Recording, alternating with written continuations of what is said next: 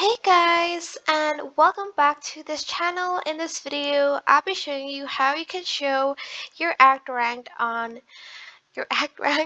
your sort of player card. So I'm going to go to career and I'm going to go to act rank and I'm going to choose the previous act rank. So I've only played Valorant episode 3, act 3, and as you can see, I've reached gold 1 with the help of my friends, of course. I'm not that great.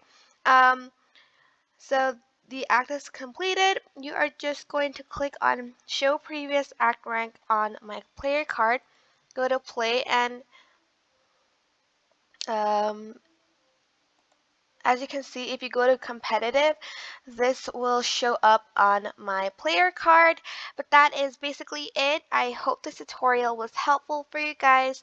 Don't forget to like, comment, share, and also subscribe to this channel if you haven't done that already. If you have any questions, just leave it in the comment section down below, and I will try my best to answer them all. Thank you so much for watching. Bye!